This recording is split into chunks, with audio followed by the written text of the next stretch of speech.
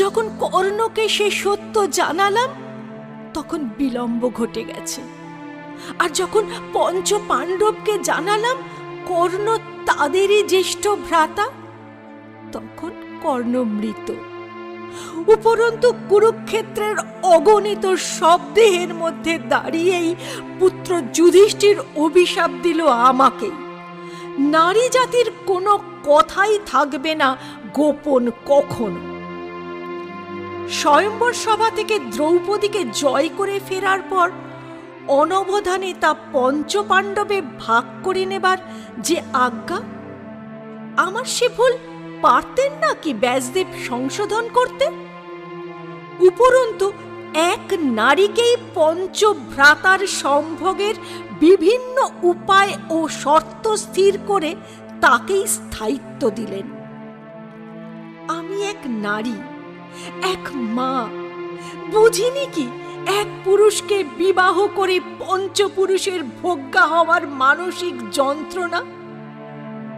তবু কিছু করতে পারিনি, কিংবা পাশায় হেরে কপর্দক শূন্য পাণ্ডবদের ভুলে রজস্বলা দ্রৌপদীকেও কুরু রাজসভায় লাঞ্ছিত, নিগৃহীত, শ্লীলতাহানি হতে দেখা।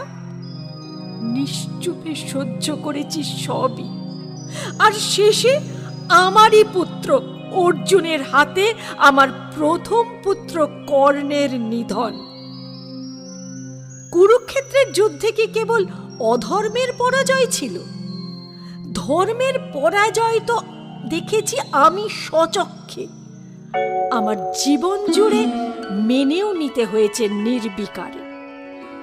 রাজমহিষী হয়েও পারিনি ধরে রাখতে নিজের সতীত্ব, আত্মসম্মান, পারিনি যা অন্যায় তার প্রতিবাদে রুখে উঠতে। অধর্মের জয় তো তাই আমার সারাটা জীবন জুড়ে।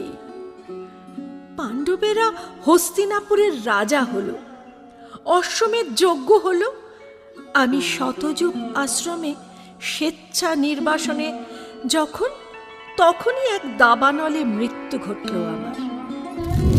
কুন্তীর সারা জীবনের পাপ, অক্ষমতা, শৈরিনীর অসম্মান সবই হয়তো পুরে খাক হলো সেই পুণ্য পাবকে।